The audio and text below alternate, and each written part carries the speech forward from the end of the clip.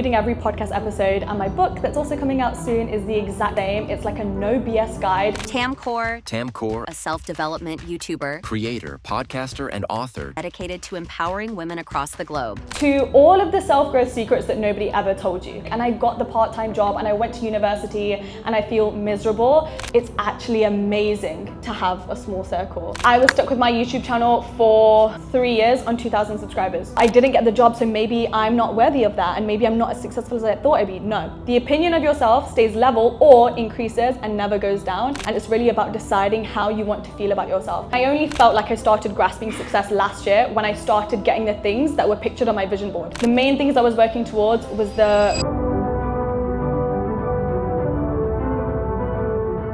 Thank you so much for coming. Before we get into it, I want to know who we have in the room with us. So can you raise your hands if you are business people? Amazing. Can you raise your hands if you are YouTubers, general social media content creators, including YouTube and or YouTube? If you are in your corporate 9 to 5, if you're trying to leave your corporate 9 to 5. And the giggles tell me everything. And if you have accidentally showed up or if your friend told you that you must come here. That's fine, fair. Thank you for the honesty. Transparency is key. My name is Sonia Barlow.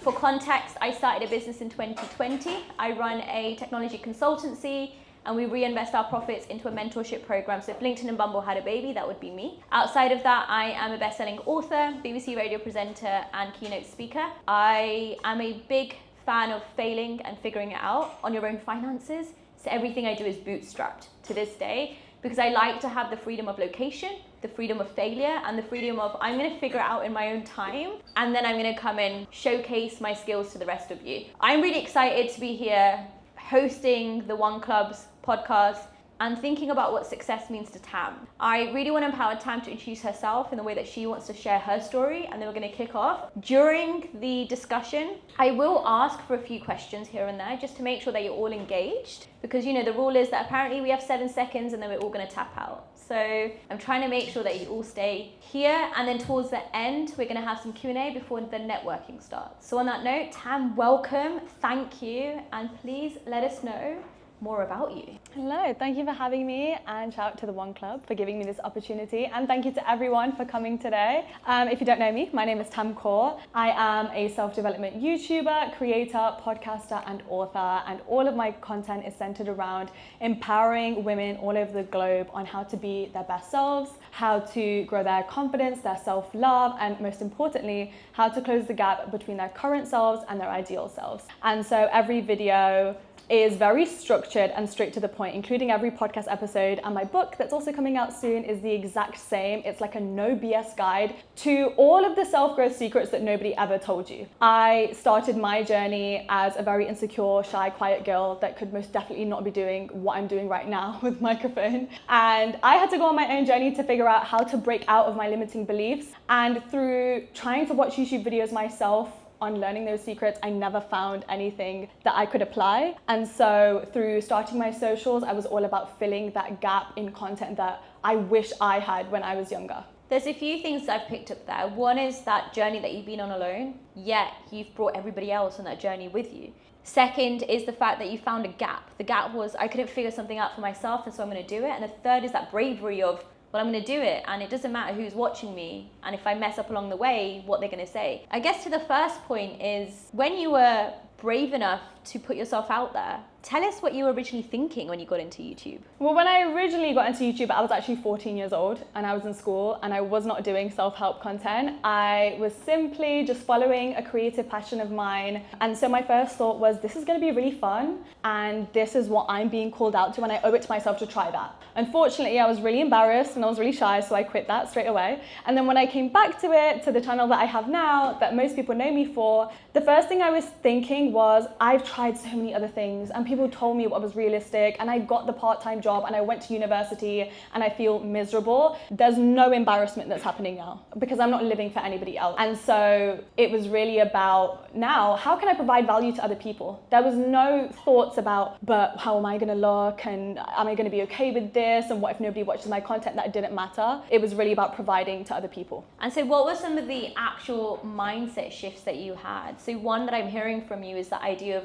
I'm doing this to add value and I'm not doing it for validation, which I think is really different to the kind of social media presence that a lot of people have right now. It's all about virality or validation or the likes and the engagement. It sounds like you're just doing it because you were like, hey, I can't see something, so I'm just gonna put it out there. Well, the first mindset shift was to distance myself from what my peers or people I went to school with would have thought. It's what holds back a lot of potential content creators, that, oh my God, the people in my town are gonna see me. And it was really about detaching from that and thinking the only person's opinion that matters is my own. The second mindset shift, it was, okay, this is a little bit scary. A lot of people are gonna view this. What if a video does go viral? I now have to become comfortable with the thought of going viral. A lot of people keep themselves small unintentionally because they're like, oh, I don't have any subscribers and nobody really watches my videos.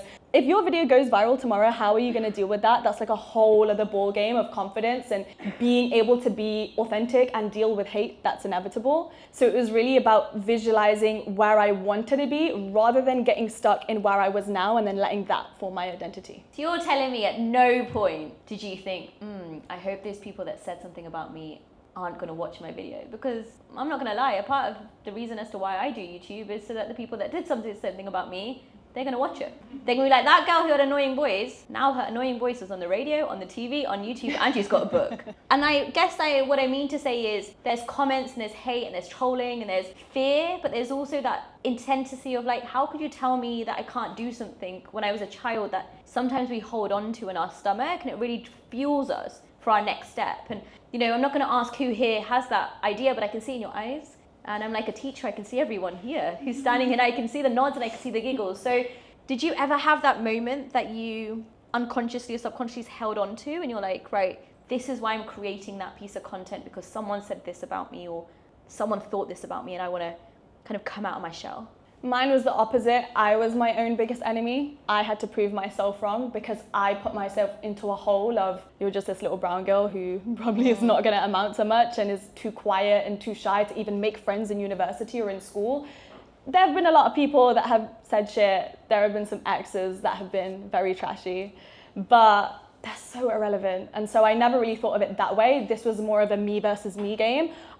To this day, even after everything I've accomplished, it's still how can I be better than who I used to be. And I used to be so mean to myself and put so many limits on myself of what if you can't do that, or of course this, like other people deserve this and you don't. And it's like, how can I become the type of woman that I used to tell myself I could never be? That's like the fire in my belly of how far can I go and how much of my potential can I grab. What are some of the ways that you keep learning and developing? So based on what you've said, I completely agree with you. I think it went from a me versus them to me versus me to actually now let me absorb the information on the internet and just see how I can become better for myself because no one else, truly we're not competing with anyone else. And there's a lot of memes flying around right now, right? A lot of stats to say, we think that the other person thinks about you, but the other person thinks that you think about them. And so no one's really thinking about each other, right? We're so absorbed in our everyday lives that we only really get 10% of engagement as to what we see. And the rule of advertising is 3 times to remember something and 7 times to actually connect with something. So if you're not seeing something 7 times, you're not even in the frame of mind. They're not even a front of mind. I developed through watching the news now instead of reality shows. Like Honest Truth, I'll put on Bloomberg, but I won't watch Keeping Up with the Kardashians. I will make sure that I read fiction books as well as non-fiction, and I will talk to as many people as I can to learn from them.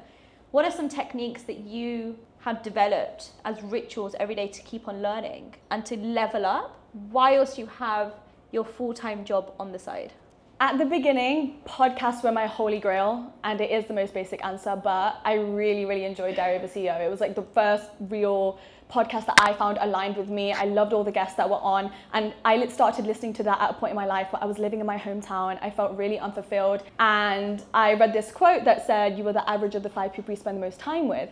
And I thought, well, I'm a little bit of a loner, so I don't really have those 5 inspiring people around me. Let me make those people books and podcasts and things online that are going to inspire me. So I would listen to this podcast every single evening, and it really showed me that my dreams were possible and that I could keep pushing it, and there were no limits for me. Over time, it's evolved, and right now I'm in a phase of my life where I keep learning from the people that are actually around me. For example, last week I was just at a normal girly dinner. It was no networking, no work, but some of these girls were content creators, and one girl was asking the other girl, I really like the way you did that content. Can you share a little bit about how you organize and how you schedule content?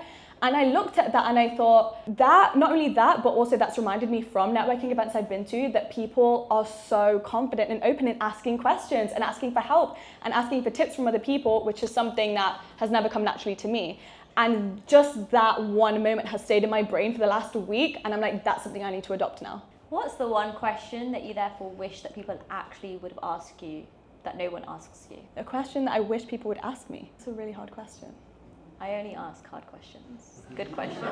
Can you answer it first? Yes, I can tell you what I wish people wouldn't ask me. I wish people wouldn't ask me how my family feel about the work that I'm doing. As if you don't already know the answer. Obviously they're proud, right? There's like no other way. Like your family are proud that you've done something. I wish you wouldn't ask me questions that you can find or research on the internet. Things like, when's the last time you failed? I'm like, if you check my social media, that's all I talk about. Because I love to fail, I'm good at it, but also there's a TED Talk. I wish people wouldn't ask me questions like, how do you get so confident? Not because I don't want to give the answer, but I feel like that's a slightly more basic question. I wish they asked me questions like, give us learning resources that we can go take away today to build our confidence. Give us an actual tip or an action point or homework that we can go and do at home to make sure that we can start a business. If our family are in a position where they maybe don't support us, can you give us some 3 ways that we can maybe sit them down and have the conversation with them? So I guess my point being is questions that I wish people asked. I wish they asked for actual examples and actionable advice that they're going to take away today, rather than the surface level information that maybe they're not actually going to do anything with.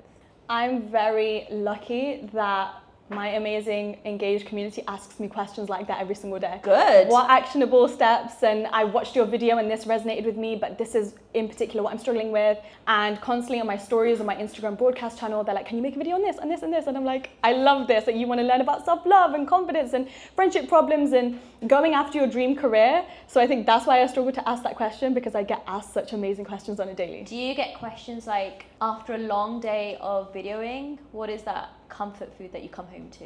Oh, it changes all the time. Recently it's been Chipotle. I have one obsession, then I eat it constantly until I get sick of it. So anytime I have a filming video and I feel a little bit exhausted because I'm putting so much energy into it, I'm like, no cooking is happening. Chipotle, straight to my door.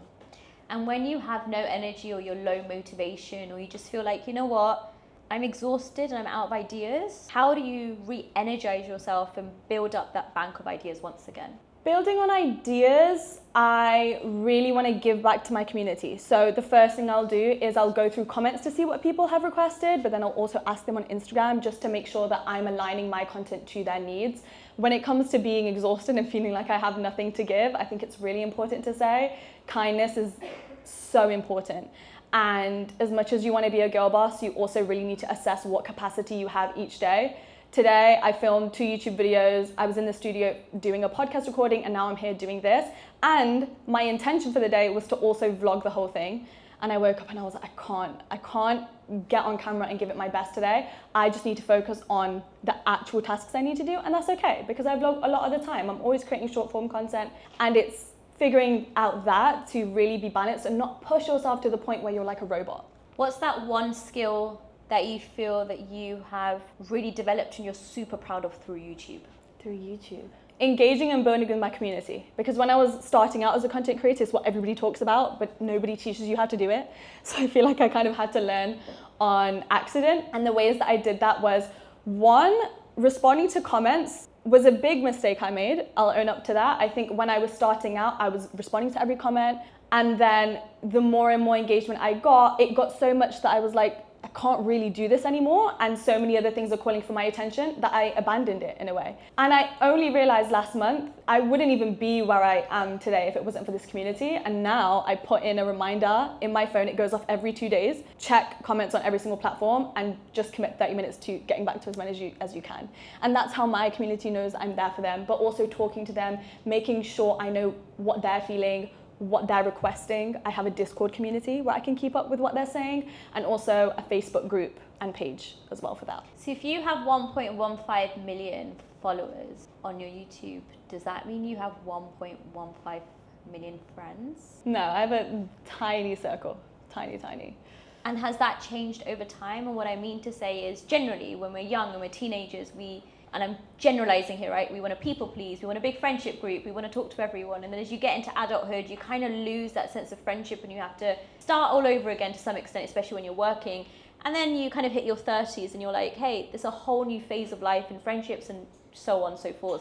You go from this small shelter of your family, chosen or kind of, blood, you try and develop your friendship, and then you come into like small friendship circles. Is that the same route it's been for you? In my personal life? Yes, absolutely.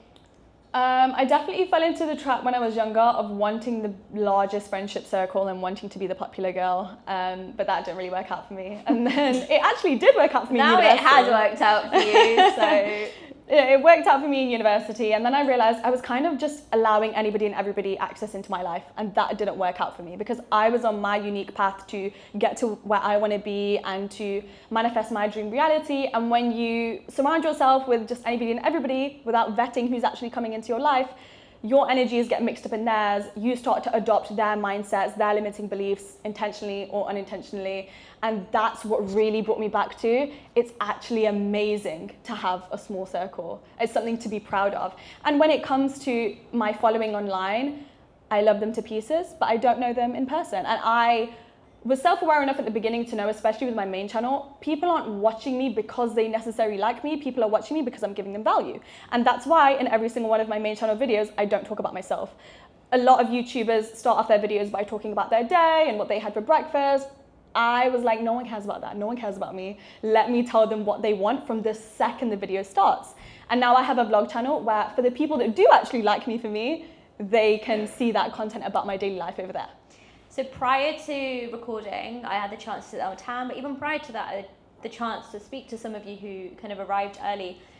And it seems like a few of us here are here because we either have a YouTube or we want a YouTube or we've started something. Now something could be X, right? That could be YouTube, that could be a business, that could be an idea, that could be anything you've started. You've kind of started it, you've dabbled in it, and then you're stuck. And you don't know how to go ahead, you don't know how to scale, you don't maybe have the confidence or the consistency to carry on going.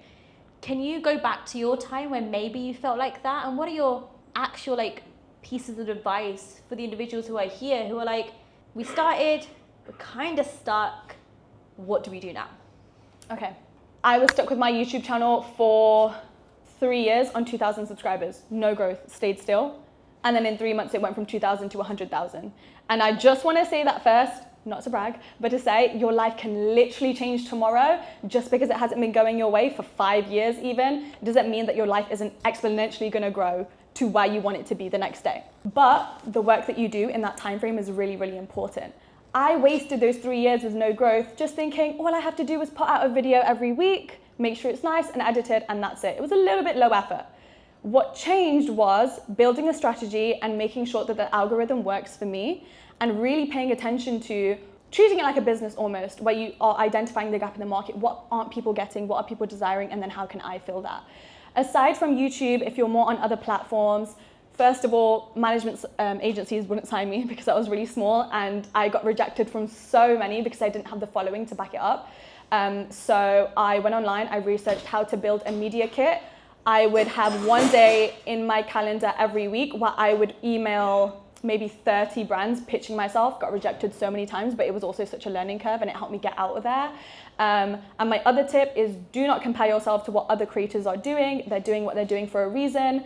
I actually have a rule for myself where I really limit the amount of content I consume on social media when it comes to other people in my niche. I don't watch them at all. Even if I really like them as people and I think the content they're doing is great, when it comes to being a creator yourself, the more content you watch in your niche, it's going to kind of seep into your mind when you're creating content and influence what you put out. For example, this is the way people are editing. This is how they're talking. Well, this is the videos that are getting views from them.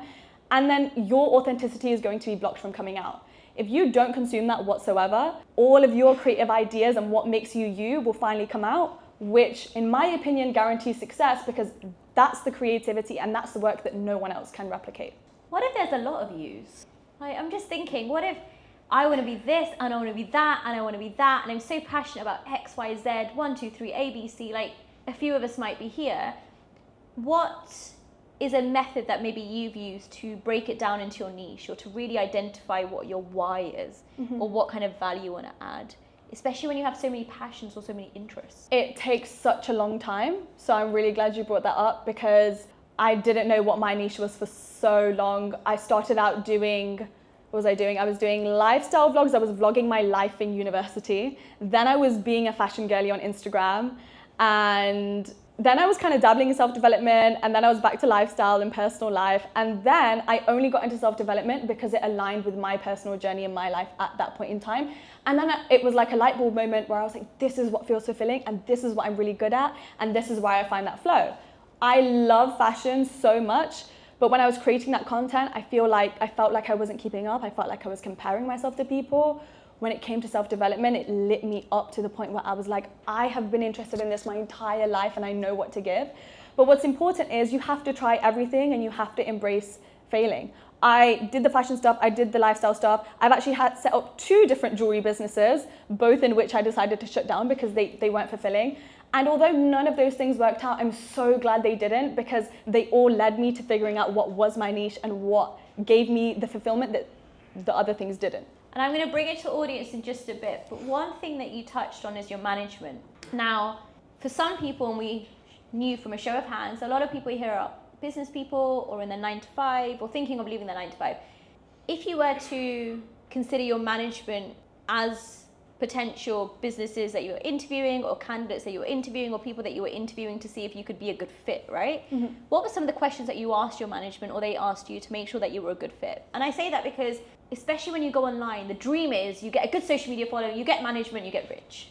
That's kind of just the general dream here, right? Same with, like, if you were to put it into the realm of business, it's you get a great job, your people love you, and then you get rich. Everyone's just trying to make money. But at the end of the day, that piece of like coexisting is really difficult.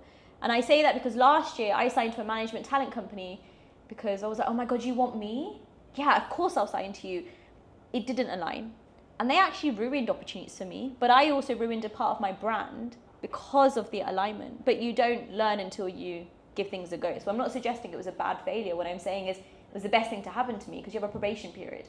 And during those 3 months, I was like, hey, I don't think we're aligning. We're not doing the same similar things. We're not really contributing or adding value. We can go part ways. And we parted really mutually, and it was great. But had I not experienced that, I wouldn't have the agent I have now. So can you give us some questions that maybe you ask potential management or brands that you work with, some questions that come your way that you think, our people can take away too? I'll start by saying I think I found the perfect agency the first time, because the main thing that stood out about them was they only sign creators that are a good influence. That is their entire brand ethos. Everyone is either in like the education space, self-development space, they talk about books, and that immediately stood out to me because there are so many agencies that do beauty and fashion, and I just thought, am I going to fit in not only with the other creators, but the amount of opportunities they're going to get? Because at the end of the day, it also comes down to, is that agency going to allow you to have partnerships and opportunities that align to your brand, just like you said, and don't dilute it, and really understand who you are as a creator and to help you. And then what else did I ask? I said, how, other than bringing me sponsorships, which they're all going to do because they're going to take 20% of your income, they're going to say, we'll help you get your partnerships, but all of them are going to do that. And the agency I decided to go with actually have a therapist in-house for every single creator. They have community events to make sure that you can network with other creators, because it is such a lonely job. And then they also do yearly reviews to make sure that you can review your analytics, your income, what's going right, what's going wrong, and help you re-strategize to make sure that you can fulfill your potential as a creator. And that really stood out for me. So many agents are going to come at you with, yeah, we'll sign you, and this is it, here's a contract, there you go. But they really wanted to get to know me and what my values were and make sure that I fit into their community. At what point did you really start to value yourself? Way before I was a social media creator, which is the whole reason that I do self-development now, because I was on my personal journey before, and that transformed my life in so many ways that I was like, okay, now I need to share this information, now I'll get on social media. But I only really felt like I got the right level of confidence in 2021. I decided to stop dating because that was the cause of a lot of problems in my life, and give back to myself and do my side hustles and really focus on all of my dreams. But also distance myself from friends because that wasn't serving me personally at that point in my life. Work on my confidence, step outside of my comfort zone, research what confidence meant. When I thought I was confident, when I first started my journey, I made the mistake of attaching it to other things, which is actually called extrinsic confidence. This is when you think you're confident because when you wear a really good outfit, you feel like that girl, or when you get an A+ in a test, or when you get the degree, you're like, oh, I feel amazing when you go to the gym. But if you can't go to the gym, or if you fail the test, and then all of a sudden all of your confidence fades away with it, that's not real internal confidence. And it was when I finally started looking inward and practicing self-discovery on who I was and learning to love that I finally started to value myself, which is what I talk a lot about in my book. And we'll get on to your book, but does anyone have a question? So if you shout it out and then I will shout it so it's on the mic. Yeah, go for it. Reloading this one in my head. I think you might have asked part of my question already, so thanks. You grew your YouTube channel really fast. So what I'm interested to know is, how did you manage such fast growth? How important is it to find the right team, and how do you go about finding the right team? So your agency is part of your team, but I'm assuming that you probably have people outside of the agency who will do other stuff, and you would have had to really carefully pick those people. So yeah, fast growth, how do you manage it? How important is the right team? How do you? Great, I'm just going to repeat that in the mic. So obviously we pick it up, and also accessibility. So you grew your YouTube really fast, or kind of our version of fast. How do you pick the right team? How did you manage to grow it at that pace? And what was the last one? How do you manage fast growth? How important is the right team? Yeah. And how do you pick Great. people? So how do you pick people? How important are the right people? And how did you actually manage to grow it in that rate within that time period? In the period of fast growth, it was terrifying. My email exploded. I was just a little girl doing it all on my own, and I could not handle it whatsoever. I had all of these brand deals all of a sudden, and it was just too much to get back to. I used to be able to respond to every single DM I got, and all of a sudden I couldn't even keep up with anything. So it was really intense. I got really lucky that the management I'm still signed with now reached out to me when I hit around 50k, and that was a really good time. And on which platform did you YouTube. hit 50k? So just to confirm, YouTube was your first big platform big, hit. yeah. Great. Before that, I think I was on 100k on TikTok, and I was treating it as a full-time job then. So it was quite easy to manage it as a growing brand because I had my email time and all of that. But they came and they signed me, which meant all of my emails were now with them. I didn't have to deal with that anymore, which meant that I could finally be a creator again. And as you said, finding the right team is so important. As an introvert and as someone who's always liked working on her own, it was really hard and really uncomfortable to let other people into my space. And so it's something I put off for so long. The first thing I did after management was I had to find an editor because it's the most time-consuming part of my day. But I also started YouTube because I loved editing. So it was really hard to give up the thing that gave me the most joy. But from a business perspective, you have to be able to allow other people to work in your business so that you can actually work on it and grow it. So I actually am really lucky to have creative friends. So I reached out to them, and through their networking, they put me in touch with a few editors. Right away, it didn't work out. There were some editors I had to go through that didn't work out, and then some that did. I also now have a content assistant, and I found her because we did that more in the traditional way. We put out adverts on LinkedIn, Glassdoor, all of those places. My management took over the interview process, and then I just had to read through the 2 final CVs, go and attend the interviews. And that was more about not only if we meshed together well, but also what were their personal values. I ended up picking the girl I did because her organization and her dedication and discipline shined through in comparison to the other girl, no matter how qualified she was. And I really try to apply that to anybody that I decide to bring onto my team. How dedicated are they going to be? And because how you do one thing is how you do everything. So if this person is like, I use Notion and I do this and I have my own side hustles, then I know they're a really good fit for my business. When you say a business person, for the lay person here, can you tell us really briefly how you've moved from, or if you've moved from these terms? Or let me reframe the question, what these terms even mean to you? Influencer, creator, business person. Because I think a lot of the time we're interchanging them, But I'm not going to lie, in 2024, I'm not really sure what each of them mean, because they all mean different things depending on who's talking about them. No, definitely. An influencer is different from a creator. And I think an influencer is when you are encouraging people maybe to think a different way, to act a different way, to give them new ideas. And I would proudly call myself an influencer. I think there's so much taboo around it.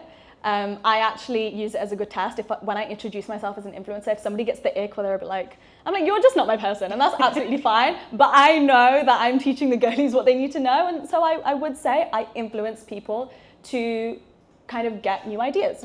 When you're a creator, this is the hard part, when you're moving from creator to business owner. When you're a creator, your mind is focused on the edits, on how people are going to watch your content, how they're going to be entertained, how you're going to stand out on social media. But when you start to move to business owner, first of all, you need to think about the finances. Very hard. Please don't ask me any questions on that because I still don't know how to do it. Two, you're looking at your business as a whole and you're thinking, how can I utilize my time best? And that's where outsourcing comes into play. And it's when you have to make difficult decisions, like I have to give up the thing that I really enjoyed so that I can grow as a creator, meet my full potential, and make sure that this business or this channel goes in the place that it needs to. So now I have an assistant that helps me reach out to guests for my podcast and manages my emails. I have my, yes? Sorry. No, go for it. Sorry, it's all kind of student. I was in school. How did you give away the editing part of your business? Did you become more of a creative director, so you still had some sort of creative input, while you weren't necessarily doing the labor? And if it was that or anything else, how did you come to? I know what your question is, so we'll come back to that, because that question's in my brain too. So we'll have a discussion afterwards about where you get your question brain from, because that's really good. If I let you finish your sentiment and then we'll get on to kind of the delegation of tasks. Do you remember what you... I was finishing anyway. Fine, but great. I think I got my point across, yeah. Yeah, and the gist of that question, which I think a lot of people nodded when you were talking about that giving away, it also sounds like that giving away of creativity, power, trust. By letting an editor in, seemingly by the job role of an editor, is they are editing your content in the way that maybe suits them. How do you make sure it still has the Tam effect if somebody else is doing that job? Yeah. I've actually been to influencer events where there would be a panel and lots of creators are putting their hand up like, I can't find an editor because I can't get them in my brain. And that's all you want. You want someone to really understand your vision. And the truth of the matter is you can't just hand them the work and be like, there you go. It's really a teaching process and teaching them how to be in your mind and how to look at your content in the way that you do.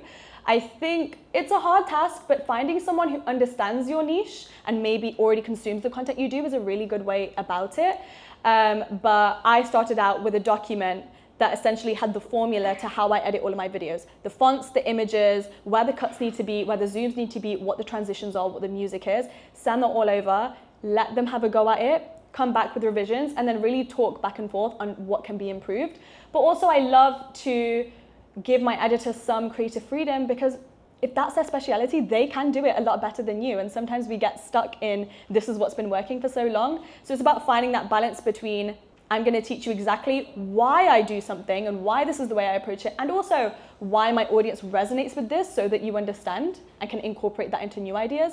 But also, if you have suggestions on what would make this more engaging, then it's more of a collaborative effort. So using all the skills that you've talked about so far, editing, creative process, thinking out loud, bringing people onto that journey, delegation, trust, but also having value and confidence in yourself. Talk us through how you were able to transfer some of them into writing a book. Because as an author, I'm a great public speaker, but it was really hard to write a book. So my tip, which I didn't even know about until I started doing it, would, instead of writing, I would transcribe the audio into Google and AI tools that would then just type it up for me, and then I would go and fix the grammar and structure. So after 2 months of being an imposter, I wrote 60,000 words in a month, and then I had 7 different edits. Why? Because I used the skills that worked for me. But no one teaches you that, right? Because they give you a book deal, they give you a contract, and then you're like, oh, now you've signed it, you've got to do it. What were some of your techniques on figuring out what you wanted to write about, but also then actually doing the writing? So writing my book, none of the expertise I've learned in being a full-time creator or being a businesswoman, I couldn't use any of that because I actually started writing this book before back when I had 2,000 on YouTube. Oh, interesting. Yeah, I actually started writing it the second I graduated from university. I couldn't rely financially on my socials. I didn't really know where I was going. going, but I was literally in my childhood bedroom in my grandparents' house, and I was working daily on my social media, and I was hoping that it would go really well, and I knew that self-development was my niche, but I realized I've done a year and a half now of trying to pour self-love back into myself and learn what that is. In that year of trying to learn that, I'm a really big reader. All I do is read self-development books. I would go to so many bookstores and try to find books that would teach me about self-love. Couldn't find a single one.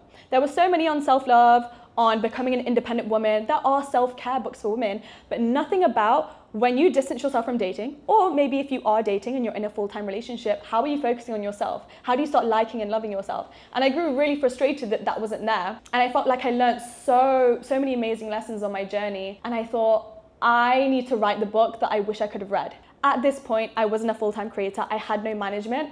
And I opened my laptop, I wrote out, I didn't know what the title was yet, but I wrote out all of the chapters on how this book needed to be broken up. Everything that needed to be included, and I thought this is just going to be an ebook. I never in a million years thought it would be published because I wasn't that big of a creator then. It was truly just about, I know what my community wants, even though it was a tiny little community back then, and I know what women out there need because they're not already getting it. And so the book is split into 3 parts, understanding, healing, and reawakening. Because I thought, I first of all get so many questions on what does self-love mean. It's a hard term to really figure out. And so there are 4 chapters breaking down the misconceptions, the myths of what it really means, what habits are included in practicing self-love. Then you have healing, which is, what about if you have obstacles that are holding you back? What if you have trauma that you need to overcome? What about when you're trying to love yourself but trying to get over somebody else? How are you balancing that? And then my favorite part of the book, which is reawakening, which I think isn't spoken about as much, which is once you've done the self-love journey, and once maybe you've gone back to dating and you know how to set boundaries and all of these things,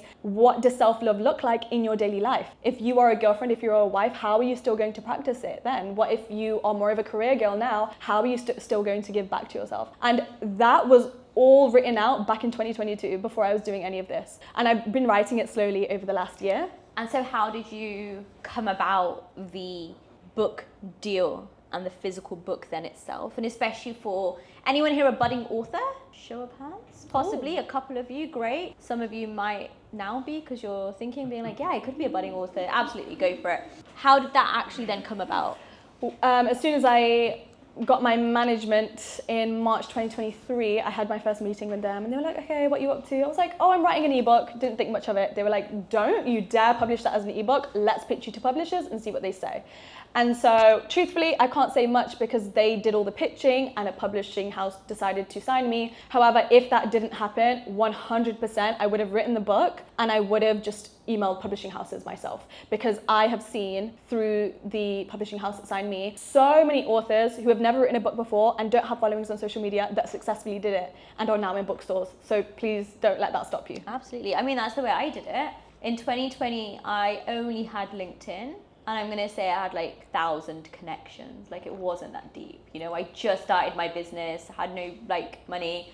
I didn't have an Instagram, definitely did not have a TikTok. I wish I did. I would have been viral by now. But I was so scared of making videos to the screen, didn't do it. And the premise being, in the first 6 months of the pandemic, everyone was struggling, right? We were all struggling. So I was doing a lot of skill swapping. And my top tip to anyone here, especially when you're networking, is to listen to people, but also ask them what their goals are. One goal you want to share, just one. So during that workshop, I did a workshop on networking online and building your personal brand, because I started doing that through LinkedIn. And I said, one day I would love to write a book. That is all I said. At the end of that workshop, someone rang me and was like, I really liked the way you delivered. I actually have a publisher who's looking for new authors. Would you like a conversation? And I was like, yeah, what's the worst that can happen in a conversation? You have a chat, right? Soon as I got on the call with the publisher, she was like, I'm not looking for any more feminist books, right?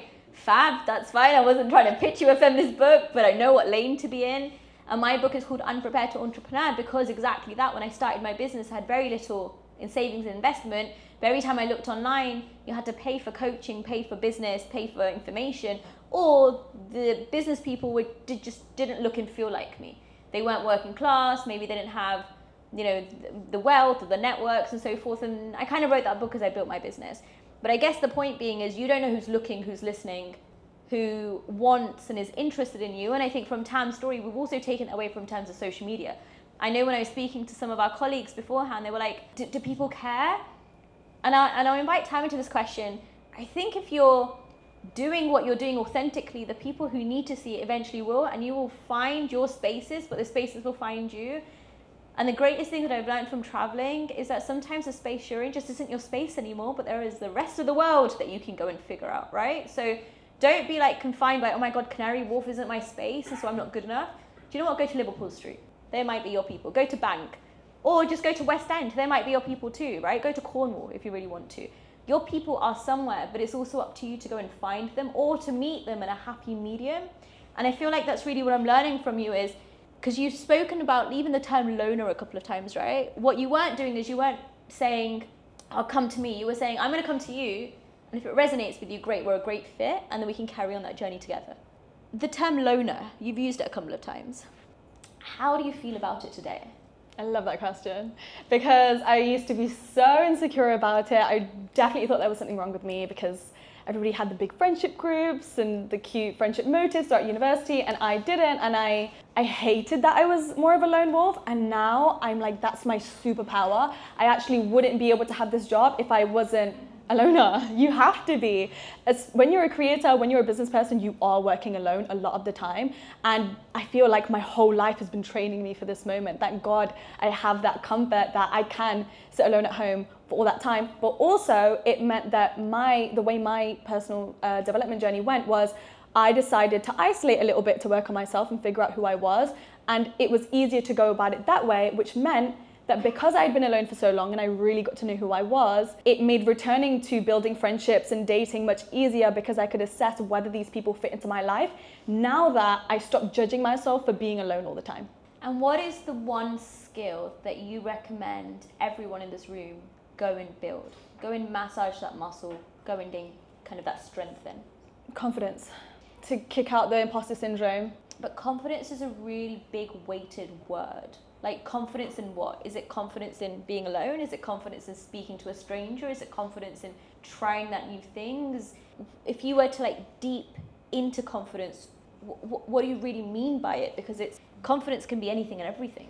And often that's, I think, where people trip up. Absolutely. You can be socially confident and confident in so many aspects, and the answer for everybody is going to be so different depending on what you're struggling with. But ultimately, in my eyes, confidence is liking yourself no matter what and being kind to yourself no matter what. Whether you're having a terrible day, whether you failed, whether you lost a job, whether you lost a friendship, whether you said something you weren't meant to, you're still returning to yourself with kindness, and you're still very aware of your worth and your value, and you're not about to lower that for anybody, regardless of what you've been through.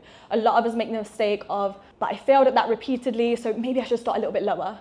Or I didn't get the job, so maybe I'm not worthy of that, and maybe I'm not as successful as I thought I'd be. No, the opinion of yourself stays level or increases and never goes down. And it's really about deciding how you want to feel about yourself. And once you know exactly who you are and how you feel about yourself, you're never gonna have any problem pitching yourself for the job you want, owning who you are when it comes to starting your career on social media, knowing that you will be a successful business owner before you are one. And I think if you don't work on yourself and you allow your self-perception to just be how it has been and kind of just float through life and be a passenger princess in your life, not actually taking control or deciding anything, then that's where you can start to fall down, because you'll find yourself walking into rooms you really wanted to go into and then not know how to carry yourself or present yourself in that. Today in 2024, what does success mean to you? Well, it's changed for me so many times.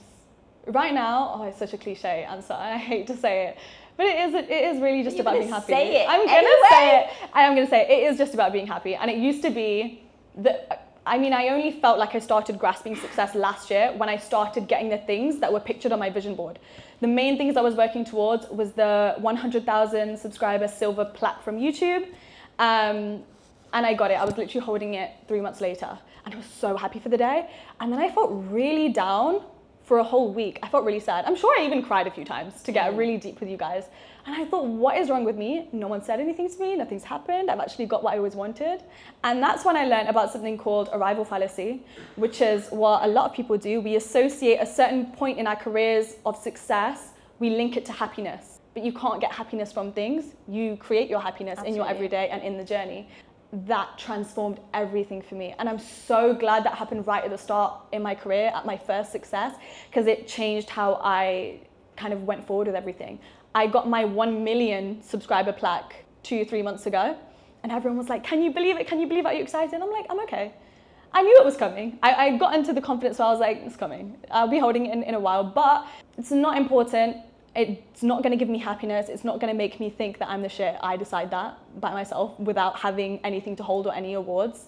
And now success is about having that balance and making sure that I'm content with everything I'm doing. It's being kind to myself and knowing, do I have the capacity for that today? I'm not going to push myself because I don't deserve that. But also being comfortable and making sure that I'm meeting my full potential. Those little moments of looking back and thinking, I'm dealing with this better than I used to, or oh my God, I'm in a room that 15-year-old me didn't think I could enter, those moments as well. That's mostly growth.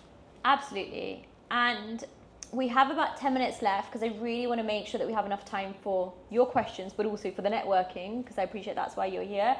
We've touched on a lot of things, right? Being an author, building a business, trying to figure out a business, touching on confidence, having self-growth, not comparing yourself, but also to some extent muting the accounts and the engagement around you, owning your loner and being okay with being isolated so you can really focus and, you know, level up in yourself, but also taking risks. Earlier, and we didn't deep dive into it for this reason, you touched on failure. You touched on the fact that you have failed, like many of us, and you've been rejected, and you've reached out to hundreds of brands who didn't want to work with you, who now probably are in your DMs or thinking we should have, right? Because that's what happens. Maybe.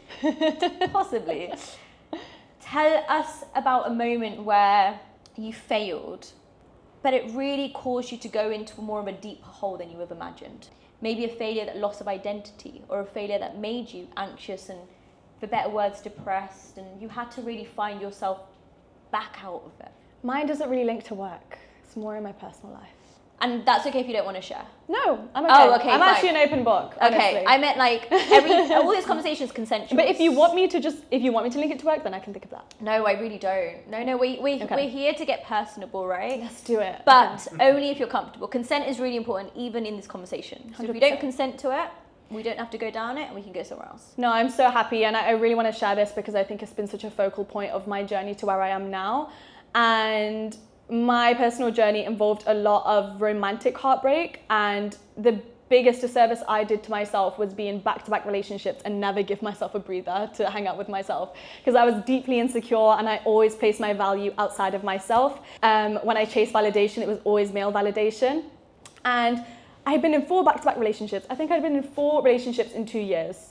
Not cute at all for me. And the 4th breakup had just happened. It was like December 2020 or something like that. And it was New Year's Eve was around the corner, and I was in my bedroom and I was crying about this breakup, and I was like, why does this keep happening to me? And I was throwing myself a little pity party, and I thought, this keeps happening. I was also at an age where my friends hadn't even gotten into their first relationship. Some of them hadn't even gone on dates, and I just felt like, what the hell is wrong with me? I'm like some sort of relationship addict, and I keep getting myself in these situations. And I looked in the mirror and I was like, oh, the common denominator here is me. As much as I want to talk shit on my exes, actually, that's where maths came into play. Literally, it's me. I'm the one who got myself into all of these situations, and so this is a problem I need to fix now. I can't just keep with this narrative that men are trash, because they're not. They're really not. Men, you heard that. You heard that, yeah? She said it. It's on video. Men are not trash. They're not. We want to make this They're really clear. cool. We're not man bashing here. We want to make this really clear. And I was really lucky because it was just before New Year's Eve of that year, and New Year's is such an inspiring time for me. It's really where I get super excited about setting goals. And I thought, like I said before, I'm always in competition with myself. So I was like, I'm gonna bet that you can't stay single for a year. You can't do it. Like, I was literally speaking to myself like that. I was like, you're gonna give up, you're gonna get bored, you're not gonna be able to stay single. And I thought, if I can do this, I can do anything, because this is something I've struggled with for years. And if I can really pour that time back into myself, no talking stages, no dates, no attention, no nothing, just focus on yourself, maybe a little bit of friendship, career growth, and then you're out of it. And I did it. And it was so hard. And I know so many girls in my audience that DM me and they ask me, like, I'm on that journey now and it's hard and I miss dating and I'm lonely and I feel kind of left out. But it's the difficulty that's the beauty of it. Those are the times that you're going to experience the most growth in the journey, and you're really, really going to transform yourself. It's not going to be easy and it's not going to be pretty, but it is going to get you so much further than who you have been the entire time. And once I exited that year, the last thing that was on my mind was a relationship. And at that point, the bet was over. I could do it if I wanted to. And I thought, actually, when it's the right time, it will come to me. I finally healed that part of my brain and approached dating from a normal, healthy perspective. And I built on my career instead, and I attracted eventually a partner that was really good for me and healthy for me. And I built on my career, and that became kind of the center of my life. Well, thank you for sharing. And I would say that maybe I'm showing my age, but I'm 31. So, and honestly, as like an eldest brown girl, to have the new generation talk so openly about dating, I just look at them like, you're so brave, but also I don't have these experiences because my mom said you're not allowed to talk to boys. And I took that very seriously. Do you know what I mean? And clearly no one else did. So I'm like, you're so brave that you have these experiences, but also I can relate to that, but not in the way that you can, but also things are so different, right? Like how many of you are kind of in a millennial bracket here or above? Great, yeah, not that many of us. Fab, we know our audience.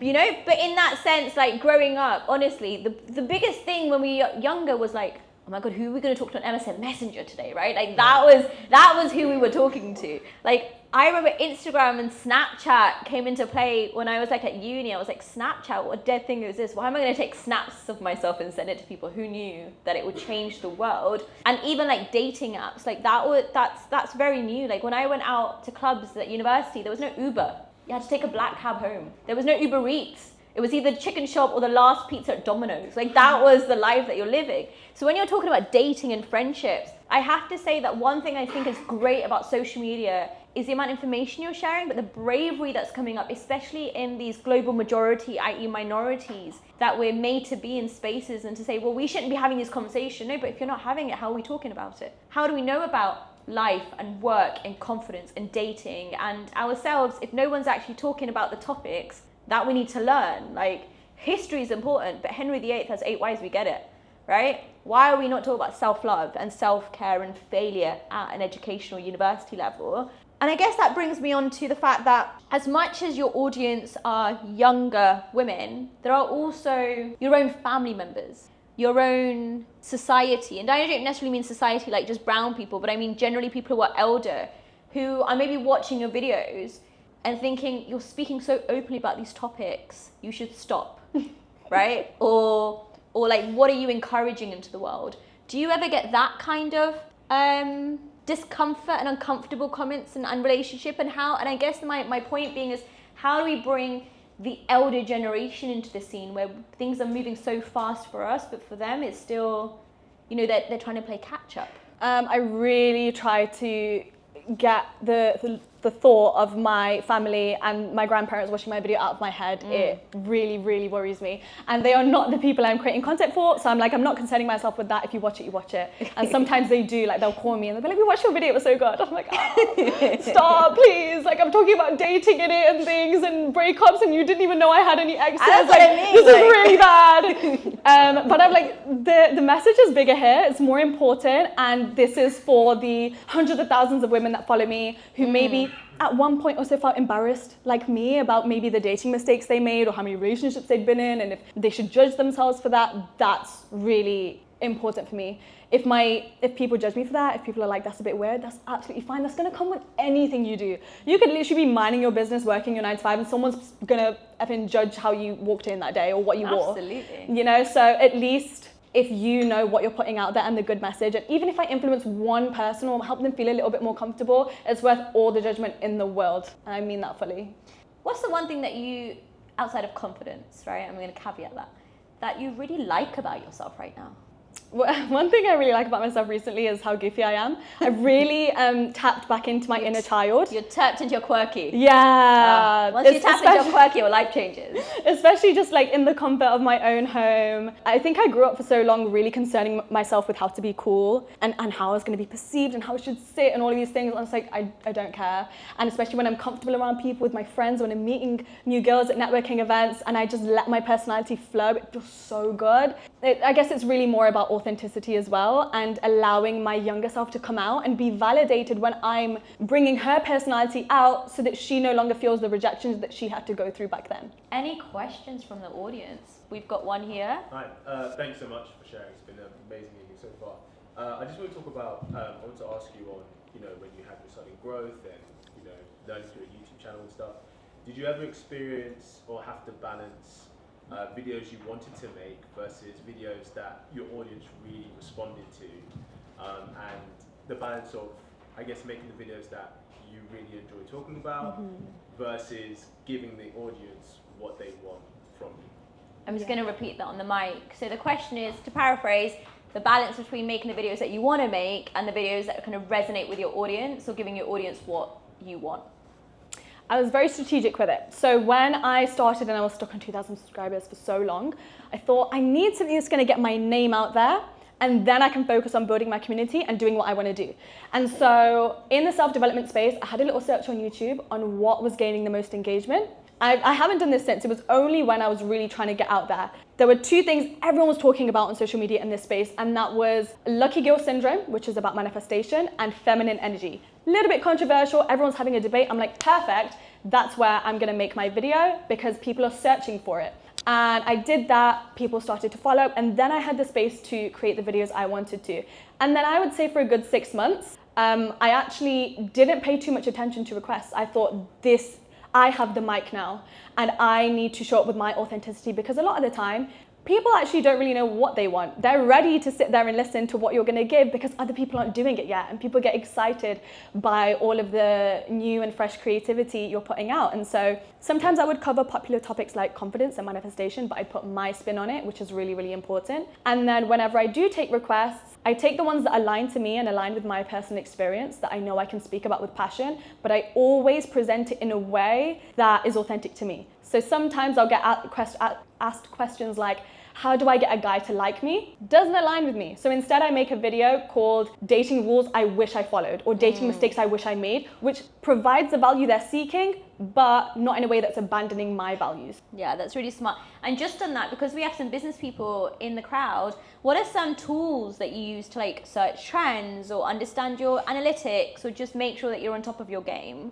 I haven't used it in ages, but when I started, I was using Google Trends. That's a really good way to figure out what people are searching for. TikTok recently introduced a new feature, which I've been using for my short form content. All you do on the search bar of TikTok is type in Creator Search Insights. The first result that comes up, you click on that, and I'm pretty sure it's tailored to your audience and your niche, and it shows what your followers and similar people are searching for. Then in the next tab, it shows all of the content gaps, which are search results that don't have a lot of videos underneath them. And so I went through there and I was like, okay, a lot of people are searching dating in your 20s. That day I made a video about dating in your 20s, and it actually got really good traction. So that's really good.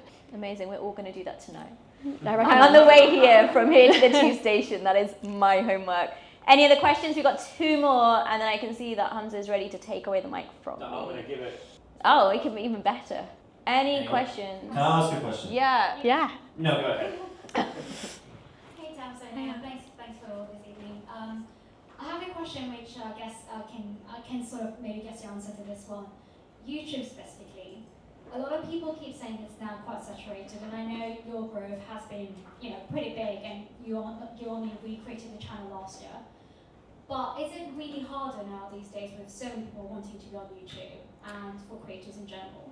I have seen, there are some people on TikTok that specialize in, I don't even know what the term would be, like social media strategists, and they analyze where social media is at, they look at all the news and all of that, like they're very on it. And a lot of them have actually been saying, there's news articles and graphs that have come out to say, YouTube is back on the rise again. And I know it was like that platform back in 2014. Now it's going back to that, but let's say it didn't, it's still so important because one, especially if you want an income stream from YouTube, a lot of brands invest in YouTube as their #1 platform, which a lot of people don't know. You would assume it's TikTok. 2, all of the platforms are great, and I know TikTok is really, really large, but one thing I've noticed about TikTok creators is they might have 1, 2, 3 million platforms on TikTok, and they have 100K on Instagram. And what that means is the community isn't there. Community is when people will follow you from platform to platform when your followings are relatively similar. YouTube is the place to do that. And it's very time consuming for sure. But if you are passionate about it, it's so worth investing that time, because yes, it will be slower, but it will give you that engagement that other platforms won't necessarily do. I also believe that YouTube isn't dead. I don't think it's going to die anytime soon. I think it's doing a lot of things that other platforms aren't doing at the moment. And it's that space where people get to know you. So I would actually really recommend that people start on YouTube, because if I could do it a year ago, why can't you guys do it now? Absolutely. And I started my YouTube a year ago, so now I'm over 45,000.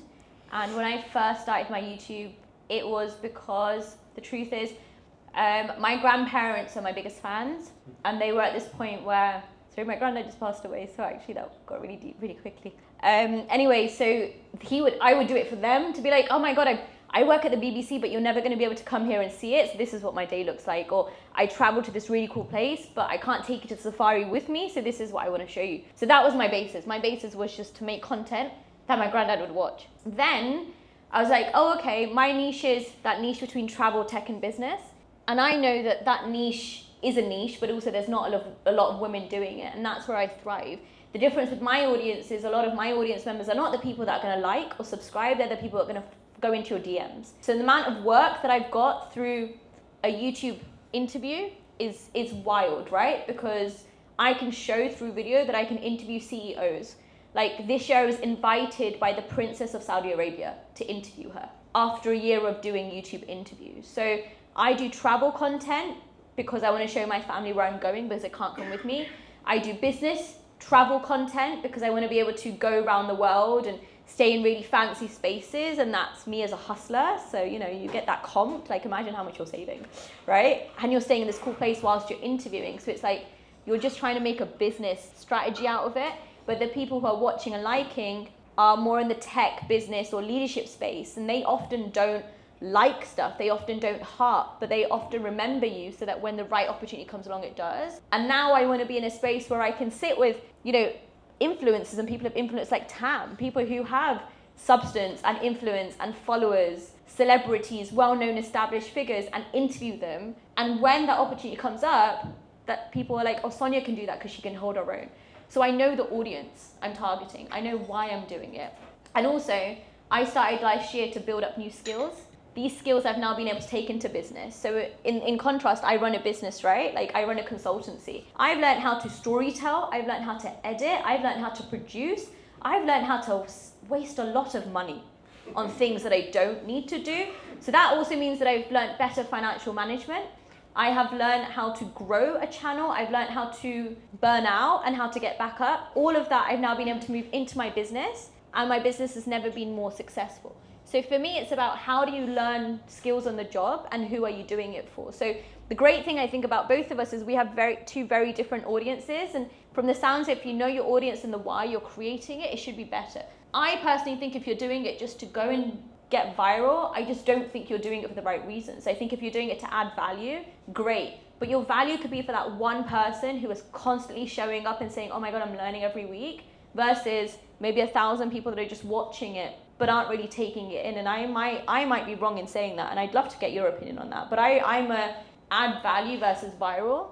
Virality is great, but if you're not actually putting anything good into the world, you're just adding to the noise, and the world is already super noisy, and we probably don't need more of it. No, I completely agree. There are a lot of people that you might compare yourself to that get 1 million views on every video and they go viral, but at the same time, no one remembers their name or what they stand for or what their personal brand is, because every video they put out on TikTok, for example, is jumping on the latest trend. And it's like, what are you actually saying? What do you stand for? Why should I follow you, care about you, and then follow you on every platform, or follow the business that you're putting out and buy from it? And so that's why I think slow growth is great, because it takes years to build a strong community. I don't feel done at all. I feel like I'm just getting started. TikTok and Instagram, as hyped as they are, great to get discovered. YouTube is great to be remembered, to build your personal brand, and to make sure people care about you. I hope YouTube like compensate you well. You know what I mean? They're like, the most financially rewarding. I would send these clips to them just in their DMs, and I'd be like, listen, I am telling 100 and so people to get on YouTube. Give me that commission plan. You know, because you speak so well and highly about them. The reason I say that is because I speak and used to speak really highly about LinkedIn. And I literally used to then push the great messages I'm pushing on LinkedIn to people who worked at LinkedIn. And I'm like, listen, every month I get you like 50 new people making profiles. We need to talk about doing something here. And eventually, LinkedIn actually gave me a paid workshop. So I got my money's worth. I have worked with YouTube several times, but despite that, I've been obsessed with the platform since I was 12. That's when I discovered it. And I'm the same with LinkedIn. I was like obsessed with all the YouTubers I was watching. I still hold such a special place for them in my heart, and I actually So still want to meet who them. are some YouTubers that inspired you? Or sorry, let me reframe that. Who are some YouTubers that you watch that you hold a special place in I your just heart? want to name one because she's my favorite one, and if I'm going to mention anyone, I think she deserves Go the for flowers it. the most. And I think a lot of people would know her. Her name is Lily Singh, and she gave me the confidence to. She was like the first brown woman I saw that was succeeding and then making a career, and then she moved to LA and then she got a house, and she just came from such a typical background. And I discovered her when I was 12, and I watched her until I was 16, 17. I used to watch her daily vlogs. Wow. And she has no idea who I am, but I will meet her She one will day. now. You have it on Hamza. video, I will meet her one day. Hamza will make sure she knows who you are. Sure. If anyone can do the sales pitch, it's him. But she was just so authentic in her personality and her self-expression, and I just thought it's such a great thing for me to discover at such a formative age. And although I don't watch her YouTube videos anymore, I love seeing her succeed on social media, and I think she really just broke the mold for brown girls all over the world. Well, I love that. So far, Lily Singh and Diary of a CEO podcast, what is a book that you would recommend? Oh, it changes all the time. I would say The Courage to Be Disliked. I'm really sorry I don't remember the author, but I'm pretty sure it's the only book by that name. And it's really cool because the entire... It's not Dale Carnegie. No, is it? I don't think it's Dale Carnegie. But The Courage to Be Disliked, all of the book is basically a conversation between a philosopher and a student. So it's really easy to read if you're not into reading, super quick and short. And any problem you think you have when it comes to being perceived, people disliking you, judging you, not getting to where you want to be, it's all answered in this book. And then I would also say The Daily Stoic, because it's super easy. You read one page a day, and it introduces a whole new mindset to you. Thank you. Any other questions? We've got a lady at the back wearing white and cream. Hi Tam, Hiya. very nice to meet you. I'm Maria Borostovsky. I also have a podcast which is called Anatomy of a Leader, and I have been following you for some time, and I think you're just super inspirational and have actually made a very positive change in my personal life, and so thank you very much for that. The question I have two questions.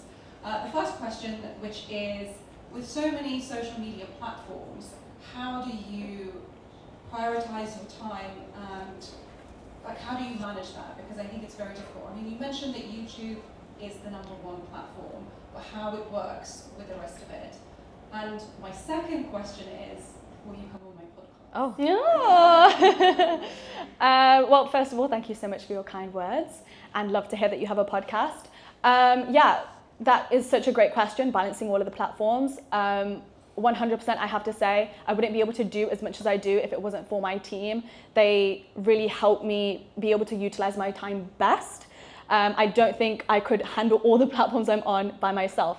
But what I will say is, so for those of you who don't know, I have a main YouTube channel, a vlog YouTube channel, a podcast, and then I post daily on Instagram and TikTok. And then obviously I've written a book as well. So I think that's everything I do. And I structure my week very, very strictly. And when I'm planning it out, I try to use the same part of my brain every single day to allow me to really get into a deep workflow.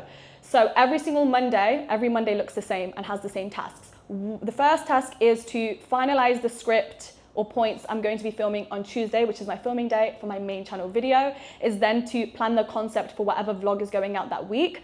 And then afterwards, I'll spend literally 2 hours. I have a full document on all of the short form content I'm batching that week. I do all of my filming within 1 to 2 days, and then I have a separate editing day. And when you plan it on a separate day, Monday is just my writing day, figuring out my ideas, how to introduce new, fresh, creative ideas to my audience. It means when you're filming, it's really easy. I can look at, creator search insights and Google Trends to figure out what to do. And so on Tuesday, what I'll do is I'll film that video. I'll batch maybe 7 short form pieces of video. I'm super simple with it. Loads of creators do it. You just post the same video on TikTok and Instagram. It really, really works. So it's all about planning in that way. Wednesday will be my editing day. My YouTube video will go to my editor. I'll edit all the short form myself. And so far that's really working with me. I still edit my vlog channel videos myself as well. And that will take around 9 hours. So it's possible. And just on the second question, may I ask you a question? You obviously are very busy and you are well known and everybody wants to get some time with you. If someone is emailing you, DMing you, and by you I also mean person X, like person of influence, what would you like to see in that email or that DM for you to actually open it up and not maybe just pass it on to your management? Well, all of my emails do go to my management, and that reminds me I didn't answer your second question, which is if you would like me on your podcast or anybody else in this room, there's an email in my bio that you can get to. I personally don't handle my emails. I'm not allowed to. I have a team that has to go through every request. And so what are some insights you can give us that help you to stand out? And now if I reframe it to make it more applicable, when you were reaching out to brands, when you are reaching out to guests, how do you customize it so that people actually not only want to open it, but they want to engage with you? Like, what are your top hot tips? So I think if it was with DMs, which I do look at here and there, I think it would be to open with what you do and why you do it, so I can really get a sense of what your purpose is, and especially if it aligns to my brand. And that's where we really get to know each other, rather than, and as sweet as it is, so many people send me such kind messages about me, but that really gets lost in the noise because a lot of people are just sending me a compliment, which is so sweet, but if that's the beginning of it, it will get lost in the noise. If you're like, this is my name, I have this podcast, this is why I do it, and this is my goal, whether it be to inspire people, educate people, I'm like, oh, interesting. That sounds like something I want to learn about or be featured on. And then if you tie it into, I would like you on a guest, and then why. I think as a creator, you're going to be a little bit turned off if people are asking you to be on things because they're sending the same message to everybody. And I say this because this is what I learned when I was pitching myself to brands, which is don't just copy and paste the same thing to every single brand. It's like when you're applying to job. Absolutely. You need a cover letter to show them, I actually researched you and I care about you and I genuinely want to work with you. And I think that's really important when you want to work with a brand or another creator. I'm really grateful and thank you for sharing. And that's just kind of what I want to bring up. I mean, you know, ultimately we are here not just listen to Tam, but that's why most of us are here, absolutely, but also to network and connect with one another. And if there's anything that I ask of you, it's not just to connect with everyone, but it's to follow up. So I have this 3-2-1 rule. In any given situation, talk to 3 people, connect with 2 of them, and follow up with at least 1 person a month. You're talking and connecting with 12 to 36 new people a year, but customize it, specialize it, really let them understand that you've heard them, you've listened, you've brought something on, you're adding value, and vice versa, because opportunities don't happen overnight. And if there's one thing I picked up from Tam's story, it's success doesn't happen overnight either. I think we keep saying overnight success, but actually she's been at this since she was 14, 15. She's put in the work, the graft, the effort. She's isolated herself, she's focused, she's done the reading, done the learning, done the listening. And now through at least 6 years of actual experience, you're now able to go and present to the world. What I haven't heard her say is, oh, I learned about this topic last week and now I'm presenting it to you next week. Right? So it's about being a thought leader, an expert, and someone who is proud of the effort and work that you're putting in. I've also learned that actually it's not about having a vast, big network. It's about nurturing the networks that you already have, building the audience, staying engaged, and making sure that the people who matter, be that your caring friends and family or the small circle, you go back to them when and if you can, and you prioritize them, but also you prioritize yourself. But most importantly, failing is inevitable. You're going to fail when you reach out, you're going to fail when you pitch. You're going to fail maybe your first YouTube blog, your second one, your shorts, whatever it might be. But it's that moment between actually failing and being stuck and carrying on that's going to change your life. If one message has been repeated here, it's, I was stuck at 2,000, now I'm in 1 million. The difference is that I didn't stop when I was stuck at 2,000. The difference is I went back to the drawing board and I said, right, what have I done? What's worked? What hasn't worked? But what's working elsewhere? And how can I do something else similar that I can latch onto in my own shape or way or form? That's about being authentic, and then allow it to grow. And on that note, I want to say a big thank you to Tam for investing her time. She is busy, you've heard her, she's already been in this venue already once and been recording 3 times today. So can we have a big round of applause?